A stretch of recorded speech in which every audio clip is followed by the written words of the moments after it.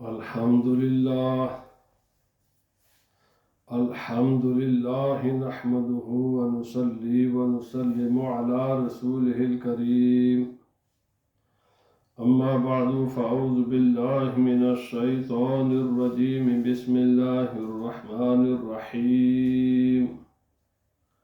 عن أبي هريرة رضي الله تعالى عنه قال: سمعت رسول الله صلى الله عليه وسلم يقول: إن أمتي يدعون يوم القيامة غرا محجلين من آثار الوضوء،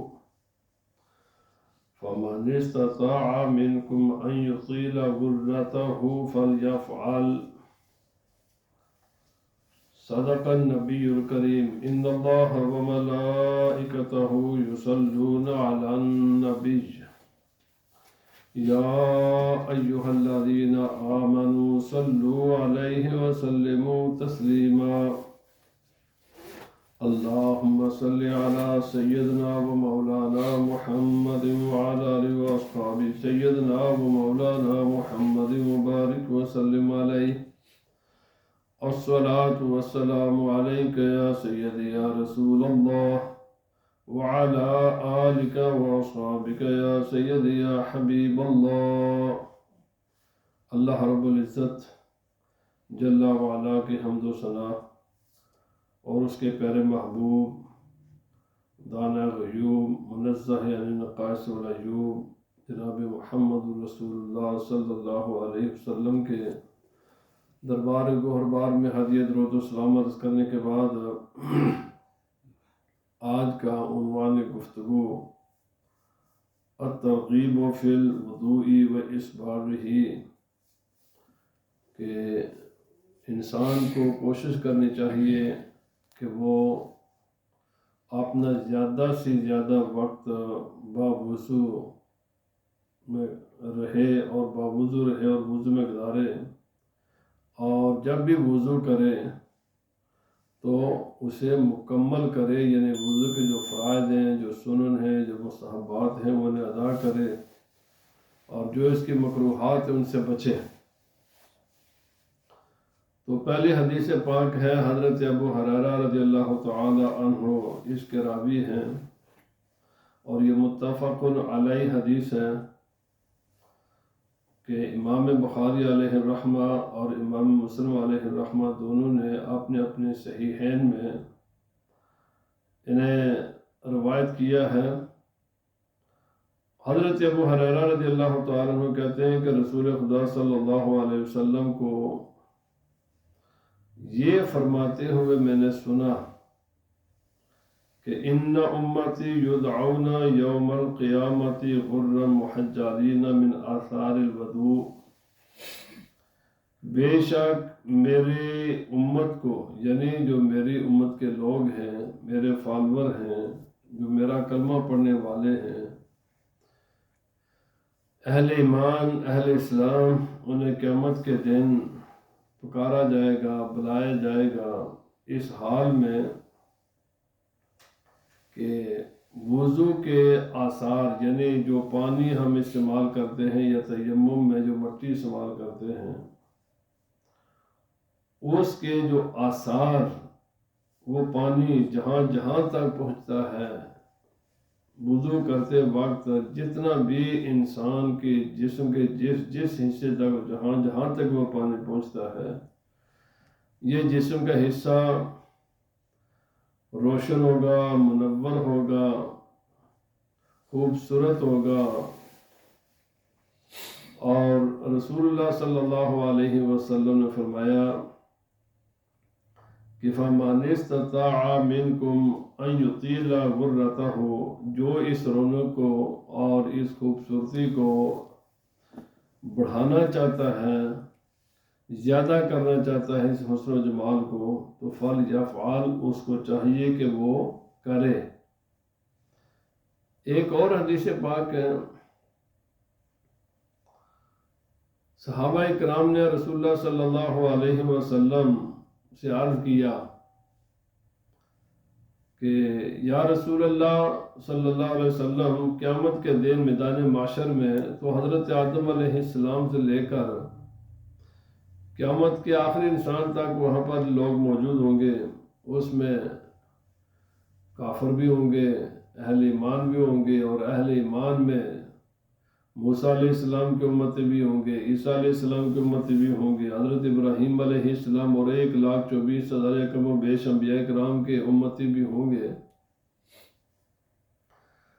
تو آپ اپنی امت کو، آپ اپنے غلاموں کو اتنے بڑے مجمع میں اور اتنے بڑے ہجوم میں اور اتنے بڑے انسانوں کے کراؤڈ میں آپ اپنی امت کو کیسے پہچانیں گے؟ تو رسول اللہ صلی اللہ علیہ وسلم نے ایک بہت ہی عمدہ، اعلیٰ، انڈرسٹینڈیبل اور ہر انسان جس بات کو سمجھ جائے وہ مثال دے کر رسول اللہ صلی اللہ علیہ وسلم نے جواب ارشاد فرمایا کہ مجھے یہ بتاؤ، اگر کسی بھی جگہ پر سینکڑوں، ہزاروں، لاکھوں کی تعداد میں گھوڑے ہوں، اور ان گھوڑوں میں سے کچھ ایسے گھوڑے ہوں کہ جن کے پیشانیاں سفید ہیں، ان کے سامنے والی ٹانگیں بھی سفید ہوں، اور جو پیچھے والی ٹانگیں ہیں وہ بھی سفید ہوں، تو کیا ایسے گھوڑوں کو ہزاروں، لاکھوں گھوڑوں میں پہچاننا کو مشکل ہے؟ تو جواب تو یہی تھا کہ باقی اگر سیاہ ہوں گے تو سیاہ گھوڑوں میں سے جو ایسے گھوڑے ہوں کہ جن کے پیشانیاں سفید، جن کی ٹانگیں سفید، ان کو پہچانا تو بہت آسان ہے، کوئی مسئلہ ہی نہیں ہے۔ تو رسول اللہ صلی اللہ علیہ وسلم فرمایا، میں اپنی امت کو ایسے پہچانوں گا کہ قیامت کے روز جو میرے امتی ہوں گے، جو میرے غلام ہوں گے، جو میرا کلمہ پڑھنے والے ہوں گے، ان کے چہرے روشن ہوں گے، ان کے ہاتھ روشن ہوں گے، ان کے سر روشن ہوں گے، ان کے پاؤں روشن ہوں گے۔ اس روشنی سے یہ تمام باقی مخلوق خدا سے، تمام باقی انسانوں سے یہ ممتاز ہو جائیں گے، الگ نظر آئیں گے، تو انہیں پہچاننے کا مسئلہ ہوگا، بہت آسان ہے۔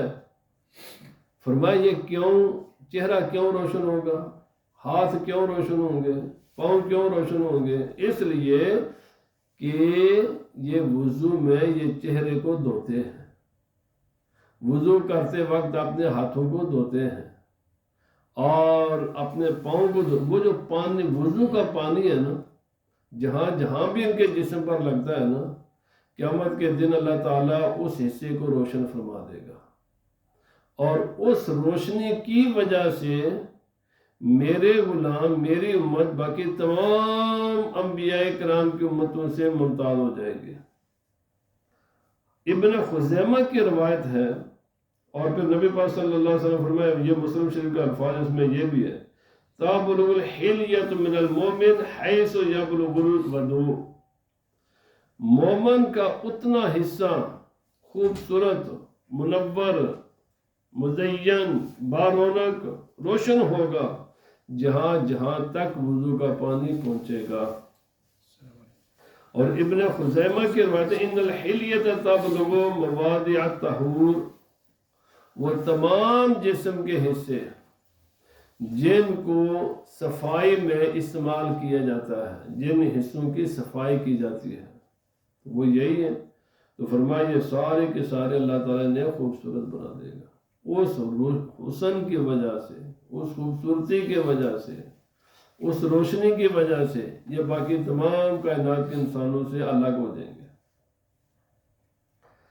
اور فرمایا الحلیہ ما یحلی بہ اہل الجنت من الاساور، فرمایا حلیہ کیا چیز ہے؟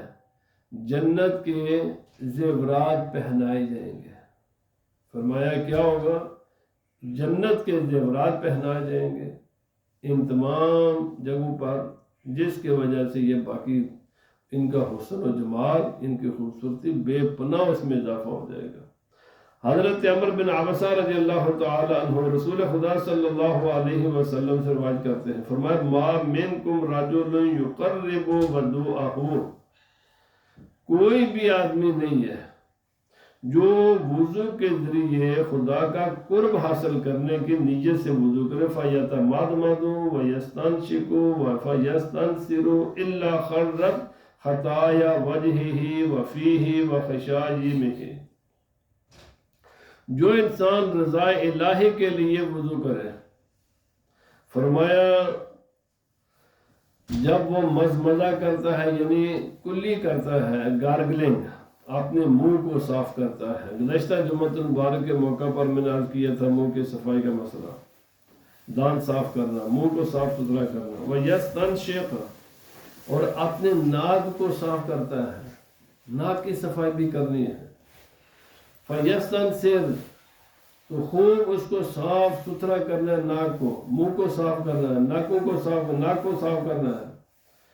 اور فرمایا لیکن جب بھی وہ انسان پھر اپنے منہ کو دھوتا ہے تو فرمایا اس دھونے کی وجہ سے اس کے چہرے ہی کے اندر انسان کی آنکھیں ہیں، حالانکہ آنکھوں کے اندر کیسا نہیں دھونا، لیکن ہے تو یہاں جب وہ دھوتا ہے اس کے باہر کے حصے کو انسان دھوتا ہے۔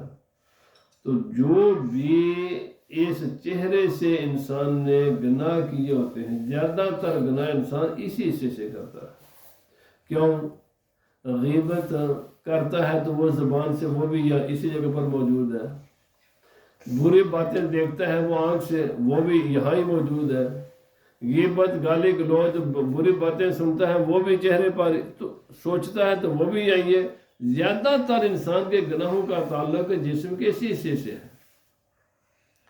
تو فرمایا اس حصے سے جتنے بھی اس نے گناہ کیے ہوتے ہیں، غلطیاں کی ہوتی ہیں، اللہ تعالیٰ کے نافرمانی کی ہوتی ہیں، فرمایا جب انسان صحیح نیت کے ساتھ، پراپر نیت کے ساتھ، پراپر ان اعضاء کو دھوتا ہے تو اللہ تعالیٰ ان تمام گناہوں کو معاف فرما دیتا ہے، وہ ساتھ ہی واش آؤٹ ہو جاتے ہیں۔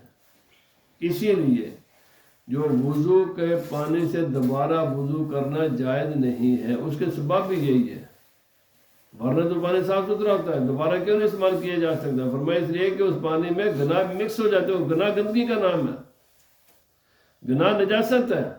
انسان جب وضو میں یہ اعضاء کو دھوتا ہے تو وہ، اور اسی لیے حضرت امام اعظم امام ابو حنیفہ رضی اللہ تعالیٰ عنہ آپ کے بارے میں مشہور ہے کہ آپ وضو فرما رہے تھے تو آپ سے پہلے ایک وہاں پر نوجوان وضو کر رہا تھا، تو آپ نے فرمایا بیٹا اپنے ماں باپ کا ادب کیا کرو، ماں باپ کی فرما برداری کرو۔ کیوں؟ کہ وہ جو ماں باپ کے نافرمانی کی چھوٹی موٹی غلطیاں تھیں نا، جب یہ وضو کرتا تو وہ گناہ دھل کر آتے تو امام صاحب پہچان لیا کرتے تھے۔ کتنے آپ نے بعد میں آپ نے پھر اللہ سے دعا مانگی، اللہ پاک یہ جو میں لوگوں کے عیب دیکھتا ہوں نا تو ذرا اس سے، کیونکہ آپ دیکھ لیا کرتے تھے وضو کا پانی دیکھ کر آپ بتا دیا کرتے تھے کہ اس انسان میں کیا ہے۔ تو فرمایا ثم اذا غسل وجهه كما امره الله الا خرت خطايا وجهه من اطراف لحيته مع الماء۔ جب انسان چہرہ، آنکھوں کے بھی گناہ جڑ گئے، کان کے بھی ختم ہو گئے، زبان کے بھی چلے گئے، ناک کے بھی چلے گئے، فرمایا جو اشارے کنائے سے انسان کرتا نا وہ بھی، جب انسان وضو کرتا ہے تو اس وضو کی وجہ سے اللہ رب العزت اس کے چہرے کے جو بقیہ بھی گناہ ہیں اللہ تعالیٰ ان کو بھی معاف فرما دیتا ہے۔ لیکن ایک بات یاد رکھیں، یہ جتنے بھی احادیث ہیں، یہ احادیث یا اس کے علاوہ جتنے بھی اعمال کے مسئلے میں حدیث آتی ہیں گناہوں کی معافی کی، یہ سب کی سب احادیث گناہ صغائر کے بارے میں ہیں۔ تمام احادیث جو کبیرہ گناہ ہوتے ہیں نا وہ اعمال سے معاف نہیں ہوتے، وہ صرف توبہ سے معاف ہوتے ہیں۔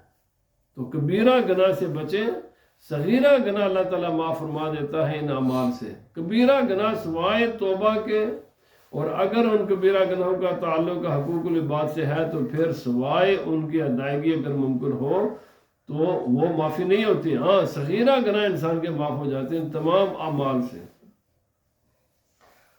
ثم یغسل یدیہ الی المرفقین، الا خرت خطایا یدیہ من اناملہ مع الماء، پھر جب انسان اپنے ہاتھ دھوتا ہے کونیوں سمیت تو ان ہاتھوں کے ساتھ کیے ہوئے جتنے بھی گناہ ہوتے ہیں اللہ تعالیٰ ان کو معاف فرما دیتا ہے۔ دوسرا بڑا سبب گناہ کا ہاتھ ہوتے ہیں، اسی لیے رسول اللہ صلی اللہ علیہ وسلم فرمایا المسلم من سلم المسلمون من لسانہ و یدیہ، مسلمان وہی ہوتا ہے کہ جس کے ہاتھ اور زبان کے شر سے دوسرے مسلمان محفوظ ہوں، یعنی یہ چہرے کے بعد جو بڑا سبب ہے نا گناہوں کا وہ انسان کے ہاتھ ہے۔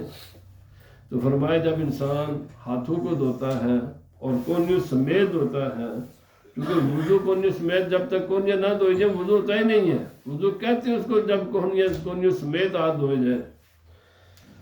اور فرمایا کہ ثم یمسح راسہ الی خرت خطایا راسہ من اطراف شعرہ مع الماء، جب سر کا مسح کرتا ہے تو اس کے شعر، اس کے بالوں کے جڑ سے لے کر اس آخری کنارے تک جو بھی وہاں کوئی گناہ ہوتے ہیں اللہ تعالیٰ تمام گناہوں کو معاف فرما دیتا ہے، وہ سب دھل جاتے ہیں، وہ سب مٹ جاتے ہیں۔ ثم یغسل قدمیہ الی الکعبین الا خرت خطایا رجلیہ مع اناملہ مع الماء، جب انسان اپنے پاؤں کو دھوتا ہے ٹخنوں سمیت، اور ٹخنوں کے بغیر پاؤں کا دھونا ہوتا ہی نہیں ہے، یہ کونیاں، یہ پیچھے والی جو ایڑیاں ہیں ان سب کا خیال رکھ کر وضو کرنا ہے۔ تو فرمایا جب یہ انسان دھوتا ہے نا تو پاؤں کے ساتھ کیے ہوئے گناہ بھی اللہ تعالیٰ معاف فرما دیتا ہے، اور ایک گناہ کا سبب وہ پاؤں بھی ہے، جو ظاہر بات ہے آپ نیکی کے لیے پاؤں کے ساتھ چل کر آئے ہیں، تو جب مسجد میں پاؤں کے ساتھ چل پاؤں نہ ہوتے تو آنا مشکل ہوتا، اسی طرح گناہ کا ایک سبب انسان کے پاؤں بھی ہوتے ہیں۔ اور فرمایا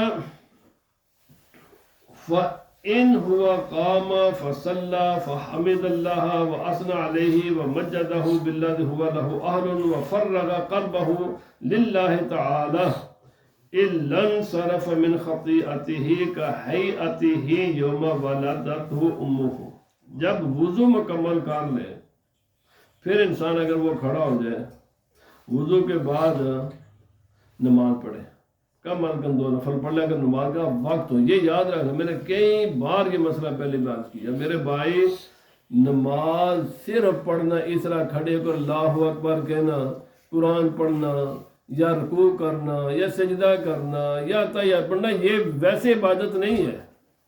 ہمارے لوگ آتے ہیں تو بس بغیر دیکھے ہی شروع کر دیتے ہیں۔ اور میرے بھائی اس کے اوقات ہیں، نماز کے اوقات ہیں، بعض اوقات میں یہی عمل وہ بہت بڑا ثواب کا سبب ہے، یہی عمل بعض اوقات بہت بڑے گناہ کا سبب ہوتا ہے۔ یہ ٹائم لکھے ہوتے ہیں، ٹائم ٹیبل پر بھی لکھا ہوتا ہے، کم از کم 3 اوقات ہیں جن میں کوئی نفل نہیں پڑھ سکتے آپ، بلکہ کسی قسم کا سجدہ نہیں کر سکتے، اس وقت سجدہ کرنا گناہ ہوتا ہے، نفل پڑھنے گناہ ہوتے ہیں۔ انہی میں سے ایک وقت زوال کا ہے۔ 3 ٹائم تو نہ سجدہ تلاوت، نہ کوئی فرض قضا، نہ ادا، نہ نفل، کسی قسم کا آدمی سجدہ نہیں کر سکتا۔ ہم کام کر رہے ہوتے ہیں ثواب سمجھ کر، حقیقت میں وہ کام اب گناہ کا کرتے ہیں۔ 3 اوقات تو ایسے ہیں نا جی جن میں نماز پڑھنے کی اجازت ہی نہیں ہے۔ جب سورج طلوع ہو رہا ہو، جب آغاز ہو جائے طلوع آفتاب سن رائز سے لے کر تقریباً 20 منٹ کے درمیان کے جو یہ دورانیہ ہے نا، اس میں کوئی نماز نہیں پڑھ سکتے، نہ فرض نہ نفل نہ سنت، کچھ بھی نہیں، قرآن پاک کا سجدہ بھی نہیں کر سکتے، سجدے ہی سے منع کیا گیا ہے، سخت منع ہے یہ چیزیں۔ دوسرا ہے جب سورج کو غروب ہونے میں ابھی تقریباً 20 منٹ رہتے ہو، کچھ بھی نہیں پڑھ سکتے ماں سوائے اس دن کے اثر کے، اور وہ اثر پھر بعد میں دوبارہ بھی پڑھنی پڑتی ہے، اس کے علاوہ کوئی نماز پڑھنے کی اجازت نہیں ہے۔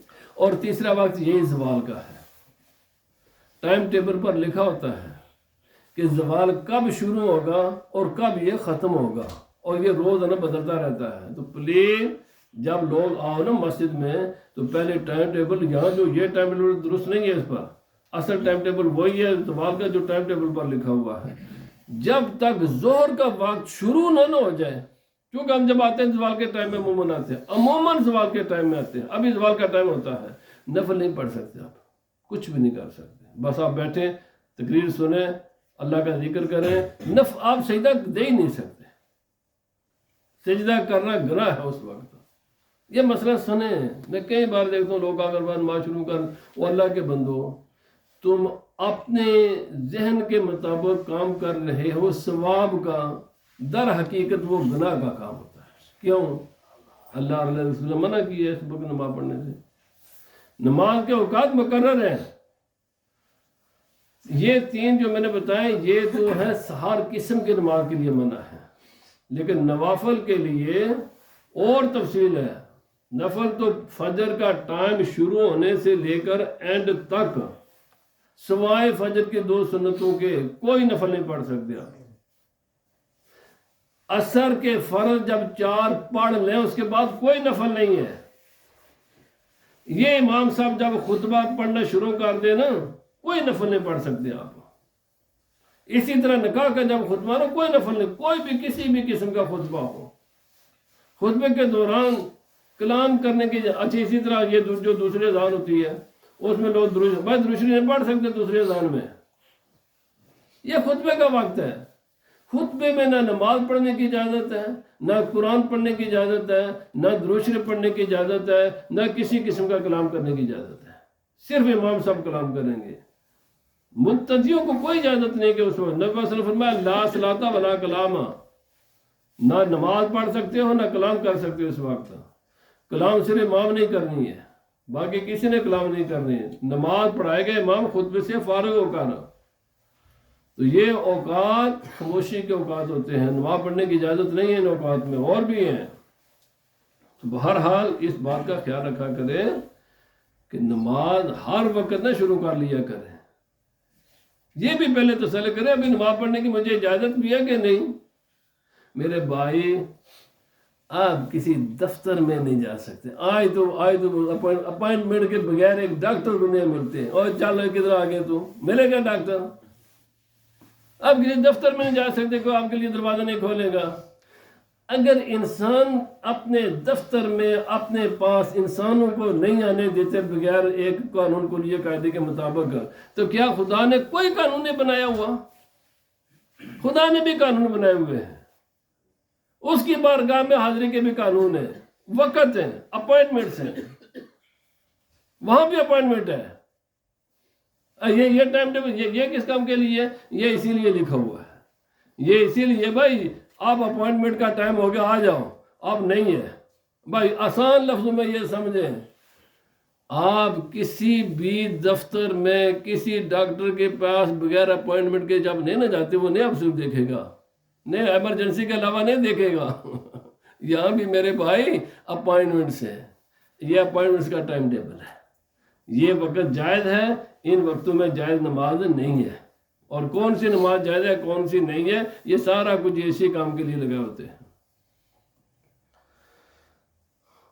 یعنی وہ آپ وضو کریں، وضو کرنے کے بعد نفل پڑھیں، پر ان نفل پڑھنے کا وقت بھی ہونا چاہیے نا۔ یہ بھی نہیں کہ جیسے وضو کریں نفل پڑھ لیں، ہر وقت نہیں پڑھ سکتے نفل، وقت بھی ہونے چاہیے۔ اس لیے ہم کہتے ہیں دین کو سیکھیں، سیکھیں دین کو، انے واہ نہ چلائی جاؤ، انے واہ تے حال چلائے تو بندے تو اپنے پیر وڈے جاندے ہیں۔ میرے بھائی سوچ سمجھ کر جڑا بھی کام کرنا سوچ سمجھ کر کرنا ہے، جیسے اللہ سبحانہ و تعالیٰ اور رسول اللہ صلی اللہ علیہ وسلم نے جو طریقے ہمیں بتائے ہیں، اپنی اللہ کی بارگاہ کی حاضری کے انہی کے مطابق کرنا ہے۔ منو اگلے دن آج یہ فلان، اور میں یار بات یاد رکھیں، کلیہ یاد رکھ لیں، عبادات میں انسان اپنی مرضی نہیں کر سکتا، بس سیدھی سی بات ہے۔ امام اعظم امام ابو حنیفہ کو بھی اجازت نہیں ہے، سیدنا ابو بکر صدیق کو بھی اجازت نہیں ہے کہ وہ کو اپنی من مانی کرتے۔ عبادت وہی ہے جو خدا نے مقرر کی ہے، اور اس کا طریقہ رسول اللہ صلی اللہ علیہ وسلم نے ہمیں بتایا ہے۔ صحابہ کرام نے چیزیں نقل کی ہیں کہ نبی پاک صلی اللہ علیہ وسلم نے یہ چیزیں ایسے فرمائی ہیں، مقرر انہوں نے بھی کوئی چیز نہیں کی، کسی بھی صحابی نے کوئی چیز مقرر نہیں کی، ان کو بھی رائٹ نہیں تھا کہ وہ مقرر کر دے عبادت کا کوئی طریقہ۔ عبادت کا طریقہ وہی ہے جو خدا نے مقرر کیا اور رسول اللہ صلی اللہ علیہ وسلم نے اس کو بیان کیا ہے۔ صحابہ کرام نے آگے ان چیزوں کو ہم تک پہنچایا ہے۔ کوئی بھی چیز صحابہ کرام نے مقرر نہیں کی عبادت کی. عبادت وہی ہے جو اس کا تعین تقرر کیا خدا نے اور بیان کیا رسول خدا صلی اللہ علیہ وسلم نے، اس کے مطابق ہی کرنا ہے. کوئی آدمی اس میں ذرہ برابر بھی اپنے من مانی نہیں کر سکتا. تو فرمایا کہ نفل پڑھے، لیکن کیسے پڑھے؟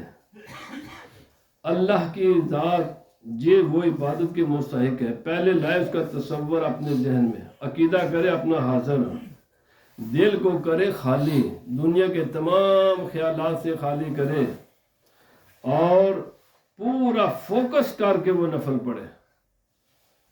تو فرمایا جو پورا فوکس کر کے نفل پڑھے گا وہ گناہوں سے ایسے معاف ہو جائے گا، ایسا پاک ہو جائے گا جیسا کہ اس کی ماں نے آج ہی اس کو جنا ہے. پر شرط یہ ہے پورا فوکس کر کے پڑھے. حضرت ابو امامہ رضی اللہ تعالیٰ عنہ کہتے ہیں کہ رسول خدا صلی اللہ علیہ وسلم کو میں نے یہ فرماتے ہوئے سنا، جس نے وضو کیا اور مکمل وضو کیا. مکمل کیسے کریں گے جب سیکھیں گے نہیں؟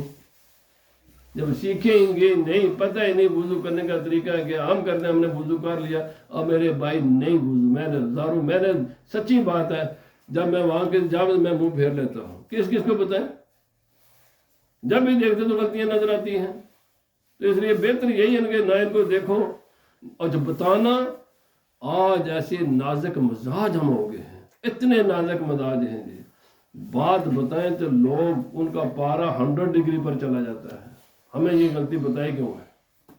بات سننے کے لیے وہ تیار ہی نہیں ہے. جس کو بھی بات بتاؤ نا منہ بنا کر بھاگ جائے گا، مجھے یہ بات بتائی کیوں ہے.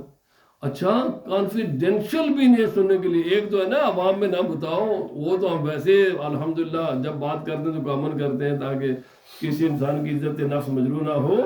او بھائی وہ بات بھی نہیں ہے. اللہ کے تھلا کے بلا کر بتا پھر بھی غصہ کرتے ہیں.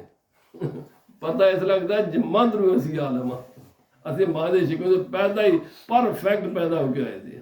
بہرحال اللہ تعالیٰ توفیق عطا فرمائے.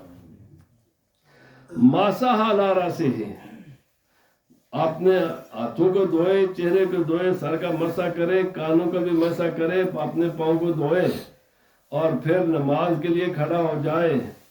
اور فرمایا غفر لہ ذالک الیوم ما مشت الیہ رجلہ، اس دن کے گناہ اس کے معاف ہو جائیں گے. جو کچھ اس نے پاؤں کے ساتھ کیا یا ہاتھوں کے ساتھ کیا یا کانوں کے ساتھ سنا یا آنکھوں کے ساتھ اس نے دیکھا یا بات کی، سب. رسول اللہ صلی اللہ علیہ وسلم سے یہ بات میں نے اتنی بار سنا، فرماتے جن کو میں گن نہیں سکتا. فرمایا جو انسان وضو کرے اور اس کے ما قبل کے سارے گناہ اللہ معاف فرما دیتا ہے، اور نفل جو ہے نا یہ ایکسٹرا اس کو ملتا ہے. باقی وہ فرمایا جس نے وضو کیا وہ جب وضو کر کے ختم کرتا ہے تو وہ بخشا ہوا ہوتا ہے. اور خصوصاً یہ جو سردیوں کا موسم ہے آج کل، الحمدللہ آپ تو بڑے خوش قسمت ہیں، یہاں پر پانی تقریباً کوئی بھی ایسا نہیں ہوگا کہ جسے گرم پانی میسر نہیں ہے. لیکن ایسے لوگ بھی دنیا میں موجود ہیں کہ جہاں پانی گرم نہیں ہے. سردی کا مہینہ ہو، ٹھنڈا پانی ہو، پھر بھی انسان پرفیکٹ وضو کرے تو فرمایا اللہ تعالیٰ اس کو ڈبل ثواب، ڈبل مزدوری ہے، ڈبل ہے ثواب سردیوں میں بھی. اور میں دیکھتا ہوں کہ اتنی سہولتوں کے باوجود کاریں بھی موجود ہیں، تھوڑی سی سردی پڑتی تو ہماری نمازوں کی تعداد کم ہو جاتی. کیوں بھائی؟ اللہ کے بندو، کیا اللہ کی بارگاہ میں جواب دو گے؟ نماز فرض گرمی میں فرض ہے، یہ سردیوں میں بھی فرض ہے. جس طرح گرمی میں آپ آتے ہیں نا چال کار، سردی میں نہیں آ سکتے، کار پر ہے، ہر آدمی کے پاس کاریں ہیں. حضرت عثمان بن عفان رضی اللہ تعالیٰ عنہ فرماتے ہیں کہ جس انسان نے وضو کیا مکمل جیسے خدا کا حکم ہے، یہ میں بار بار کہہ رہا ہوں، جیسے خدا رسول کا حکم ہے ایسے ہی کریں. فرمایا 5 نمازیں اس کے جو درمیان کے گناہ ہیں نا ان کے لیے وہ کفارہ بن جاتی ہے. تو بہرحال خاص کر کے یہ جگہ نبی پاک صلی اللہ علیہ وسلم فرمایا ان کو خوب توجہ کے ساتھ ہونا ہے. اور پھر اس کے بعد کلمہ پڑھے، اشہد ان لا الہ الا اللہ وحدہ لا شریک لہ واشہد ان محمد عبدہ ورسولہ.